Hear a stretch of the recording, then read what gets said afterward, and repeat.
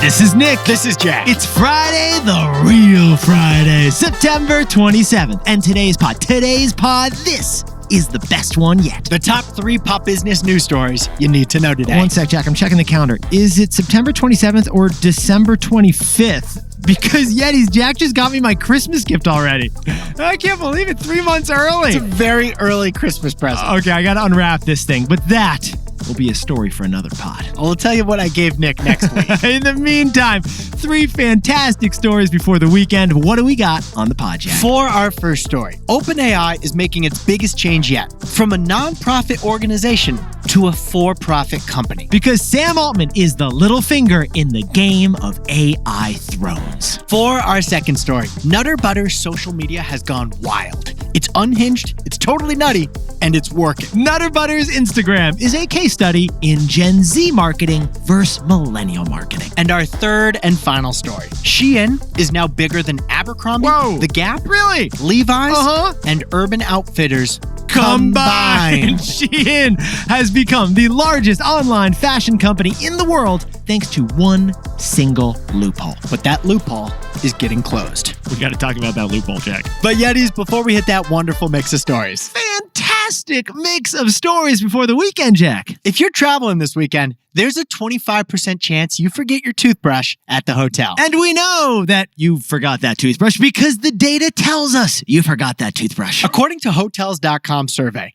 25% of hotel guests forget an item at the hotel. 1 out of 4 guests forget a headband, a book, or that one lovely bracelet your Nana bought you 16 years ago at a hotel. It's called suitcase scatterbrain. Yeah, we call it luggage lapse. Hotel amnesia. Yeah. It's a chronic problem. And we're all suffering from it. And the number one most forgotten item at the hotel, according to that survey, What is it, Jack? a charging cord. Yeah, the charging cords. You dropped a dongle by the bed and you're going to have to spend $40 on a new one. After that, you're most likely to lose your dirty laundry, your makeup, and your underwear. Honey, my $80 skin cream is gone forever. I know you've got one of those, Jack. The hotel room, it's like a black hole for your most personal items. We lost a lot of good men out there. Now, there's actually a psychological reason why we're so often forgetting things in hotels. It's called contextual dependence. Our memory is tied to routines and places. But hotel rooms are new places, and you're off your routine while you're traveling, so you're more likely to forget stuff. But the wildest part about hotel amnesia, what is it, Jack? Hotels are adapting with new features to help you remember your stuff. You can now set reminder calls at the hotel before you check out. A reminder to sweep the room, look under the bed, and check the chest of drawers. Hotels even have checklists now that provide you with the most forgotten items. Keys, dongles, and that dirty underwear? Check, check, and dirty check. So Yetis, the next time you forget something in a hotel, don't sweat it. In economics, they talk about sunk costs. This is a sunk loss. It's a sunk lost. And it's a write-off. Jack, let's hit our 3 stories. Wait, where is my underwear? 15 years before this song, 2 boys from the Northeast met in a dorm. They had an idea that caused a cultural storm. It's the best one yet, but the best is a norm. Jack, Nick, that's it. I don't even think they need to practice. 50%, that's a fat tip. TBOY City on your at-list. If you know, you know, cause we ready to go. We can't wait no more, so just start the show. Start the show. For our first story, OpenAI is facing another employee exodus right before it closes its biggest fundraise ever. We're experiencing a consolidation of power around Emperor Sam Altman. Yetis, the big theme this week, it's HR moves in artificial intelligence. This week, your LinkedIn has been blowing up Yeah. with massive bonuses and hires. Shocker, that guy in high school you never talked to just got a huge signing bonus to join a different AI company. And at the top of the feed is Noam Shazir.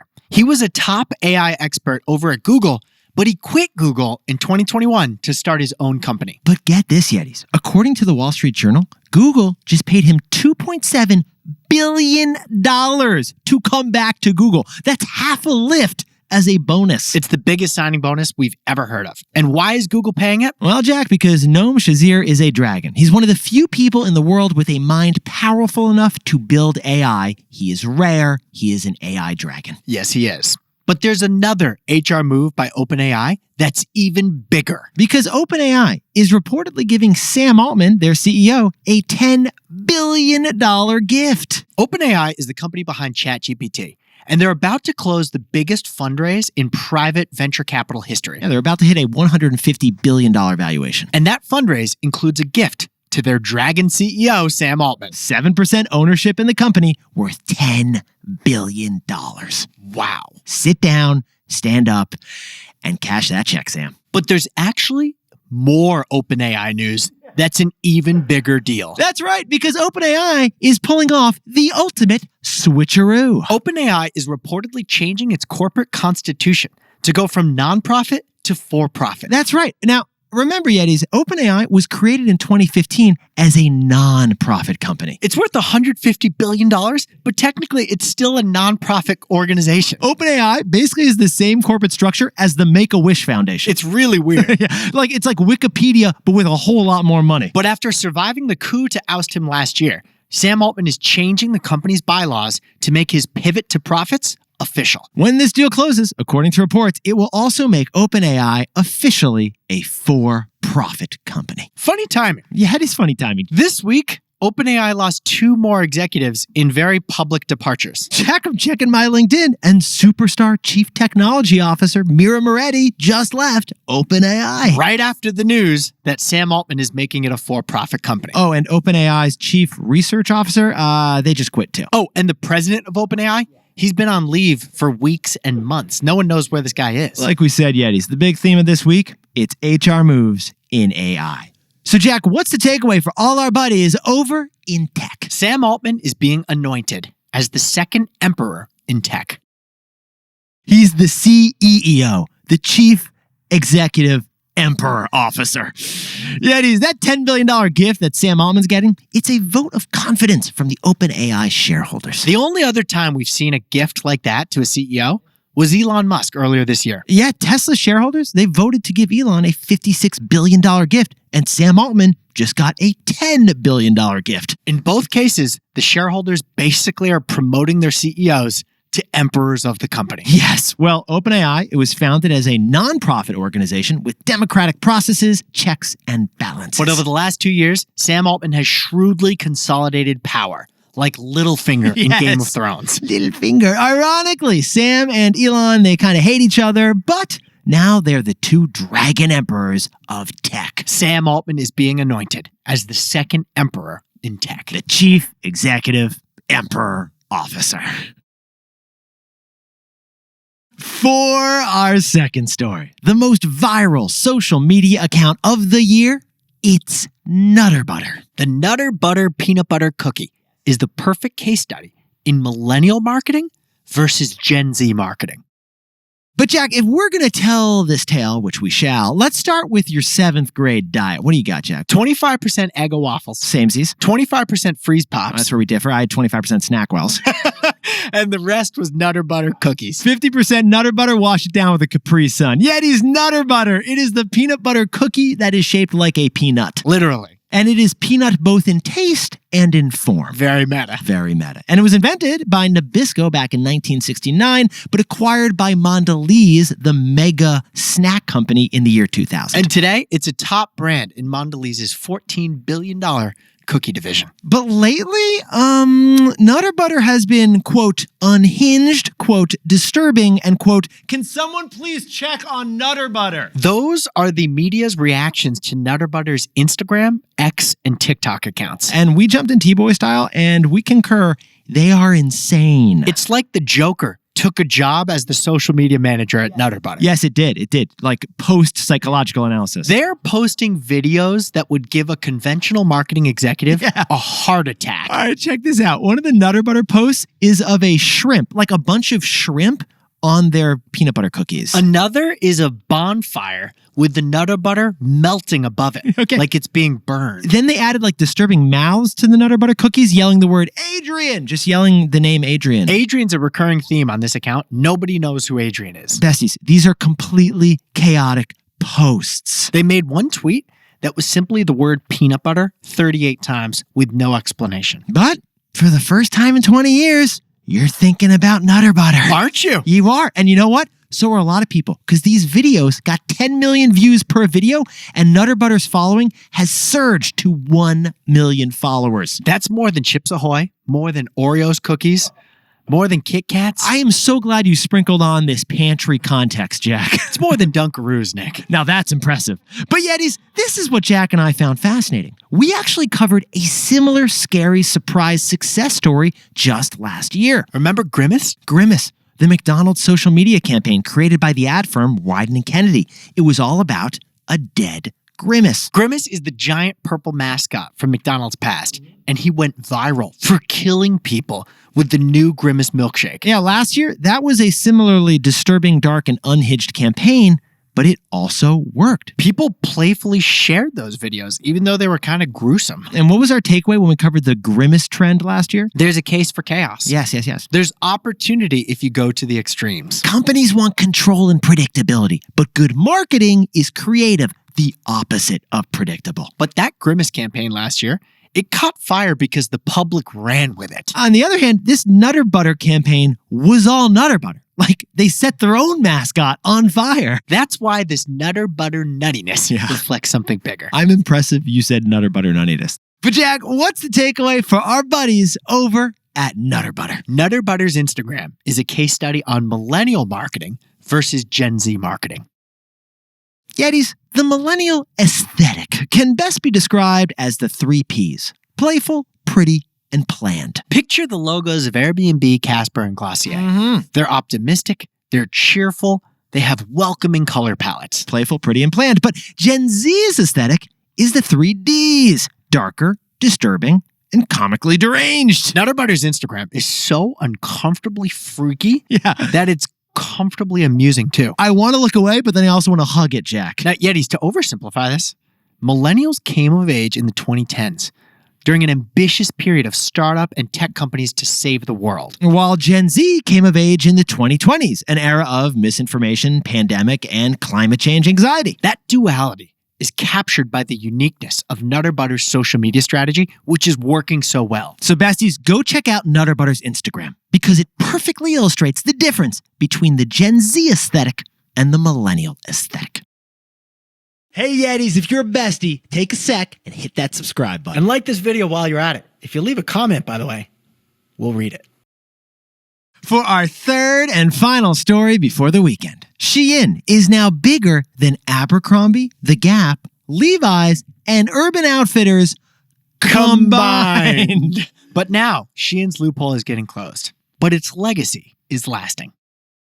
Yetis, while you're grabbing brunch with your buddies this weekend, if you're not swiping Shein every day, then you are missing out on a brand new category. We call it real-time fashion. Real-time fashion. Traditional fashion, like J. Crew, dropped new styles quarterly. Fast fashion, like Zara, dropped new styles monthly. But Shein drops new styles daily. There are 600,000 products you can buy on their website right now. Huge. They drop 10,000 new apparel items every day. And that Shein is powered by a vast network of Chinese factories, so Shein can drop those 10,000 new items every single day. That is wild. Now, Shein is the subject of myriad controversies. Like the Shein CEO is as mysterious as their supply chain and their pricing model. Creatives also accuse Shein of stealing their designs. Yeah, if that looks like a Forever 21 leopard print, it's because Shein may have knocked off that Forever 21 leopard print. Still, we're buying that leopard print. Yeah. Shein did $32 billion in sales last year. Jack, could you sprinkle on that shocking context, please? That is more sales than Abercrombie & Fitch, The Gap, Levi's, Urban Outfitters, and all of those companies' sub-brands combined. We had to say it a third time because we were so shocked. That's how big Shein is. But here's the news, Yetis. Shein is a loophole company, and the loophole Shein used to grow is about to be closed. Real-time fashion like Shein, it's possible in part because of Shein's trick. Yeah. Shein bypasses customs. That's the trick. It's called on-demand production, and it lets Shein sell items duty-free. Here's why. Shein's factories don't produce things until they're ordered. That's called on-demand production. So every cute top they make already has a buyer who's waiting for it to be shipped. And it ships that cute top directly from a Chinese factory to that buyer's door. And here's the key. The package coming from China, there's just a cute top in there. That's it. So it's low enough in value to be exempt from duties. Now, on the other hand, when Amazon orders a pallet of products from China, it's subject to customs and duties because they cram so much in there. There's thousands of dollars of product in that pallet. But Shein and Temu, they ship everything under that $800 duty exemption limit. That's the loophole. Yes. They send tiny products directly to people's door, and they sweep right past Customs and Border Control. Well, now the White House says that it is closing that loophole. If Shein packages have to pay duties, that's going to increase the prices of Shein stuff and increase the shipping time to get to your door. That's not going to be good for Shein. But bigger picture, Shein is part of a group of new tech companies that are schooling American business. One sec, Jack. I'm just ordering a $3 tankini and a matching pineapple pool toy for $2 on Shein. So, Jack, what's the takeaway for all our buddies over in American business? Algorithms aren't just for apps. They work for apparel, too. Yetis, Shein, Temu, TikTok, they are enormously popular in the US, but also they're facing enormous scrutiny. Because of their Chinese ownership, they may get banned by the US. But their biggest legacy is here to stay. The algorithm. The algorithm. All three of China's real-time shopping apps use algorithms with masterful efficiency and precision. TikTok's algorithm, for example, they show the video you post to just like 100 viewers. That's it. And they'll only scale that video if it gets a bunch of engagement. Similarly, Shein only makes 100 of those Q-tops and only mass produces what quickly sells out. They know because of their algorithm. So, all three of China's big tech platforms, Shein, TikTok, and Temu, they could all get banned in America. But their legacies would live on. Algorithms aren't just for apps. Algorithms could work for anything. Jack, could you whip up the takeaways for us for the real Friday? As OpenAI hits a $150 billion valuation, it's also switching to a for-profit company and giving Sam Altman a $10 billion gift. Sammy Altman, he's being anointed as the second emperor in tech, the CEO, the chief emperor officer. For our second story, Nutter Butter is the surprise social media success story of September. Nutter Butter's success is a demonstration of the Gen Z marketing aesthetic. And our third and final story is Shein. Shein has been wildly successful, but its duty-free loophole is about to close. The legacy of China's real-time shopping apps, algorithms ain't just for apps.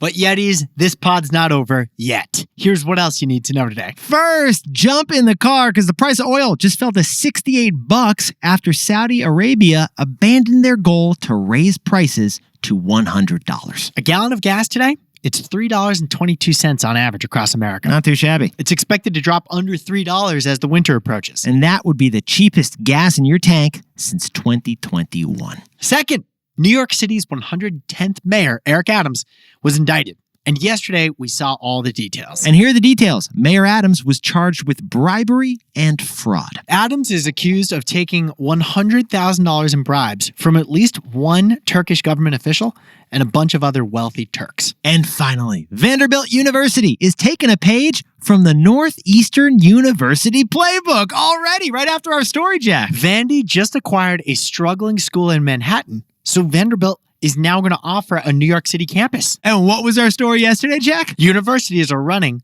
like corporations. Schools are starting to run like corporations. Anchor down, Vandy, on that balance sheet. The Southeastern Conference now has a footprint in Manhattan. Now, time for the best fact yet. This one sent in by Manish Parikh and Amy Del Prado because it is World Space Week. There is a mini moon coming to planet Earth this fall. Oh, yeah. It's a mini moon. Not like a mini honeymoon, like a literal miniature moon. A mini moon is a space object that's temporarily captured by the Earth's orbit. Yeah. Regular, like normal-sized moons are permanent. Like our moon, it's going to be spinning around Earth she's there. forever. She's looking fantastic. But this mini moon is named 2024 PT5. Brutal name. It's an asteroid, and it's about 33 feet long. Mini moon. The researchers say that this mini moon is going to travel around the Earth in a horseshoe path for about 2 months before the gravity of Earth can't hold it anymore. So, besties, as you look up into the skies over the next 2 months and you see something really quickly going by, that could be the mini moon. Yeah, it's probably not, though, because 33 feet long, that's not big enough for us to see. I've got pretty good eyesight, Jack.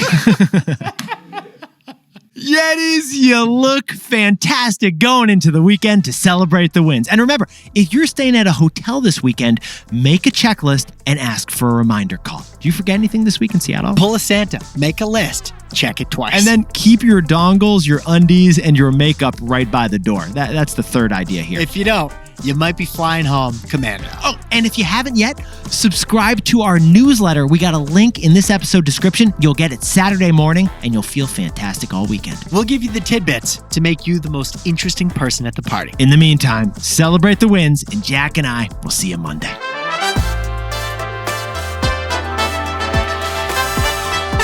And before we go, Jack, grab the champagne because Alex Larson and Alexandra Torabora are getting married this weekend and they're looking fantastic. Have fun, guys. Congratulations to Jeff Hagen in Chicago, Illinois, who just got promoted to manager for the first time. HR logistics. And Jennifer Wood and Andre Hetman in Pittsburgh, Pennsylvania got married and their first date was 7 years ago. That is just beautiful. Send us the deets on that first date from 7 years ago. We want to know. We want to hear them. And a happy 6th birthday to Yalia Shen down in Austin, Texas. Happy birthday to Sarah Summer in Mansfield, Texas. And Xavier Alejandro in Colorado is a longtime bestie celebrating a birthday over in Germany. Happy birthday to Doug Kennedy in Clinton, Iowa. And Balaji is turning 29 years old in Dallas, Texas, stargazing into the dark sky at a state park in Texas, looking for that mini moon. If you're Superman like Nick, you might see that mini moon. I'm not bragging. I'm just saying it's 2020, Jack.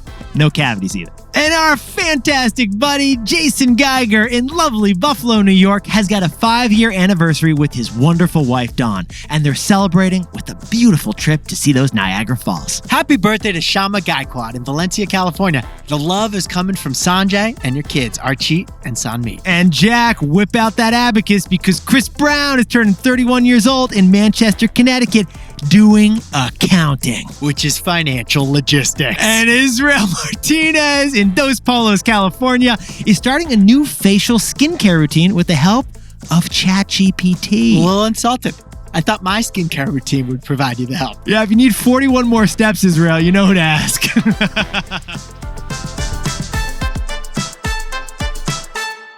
This is Jack. I own stock of Amazon, Abercrombie, and Levi, and Nick and I both own stock of Airbnb.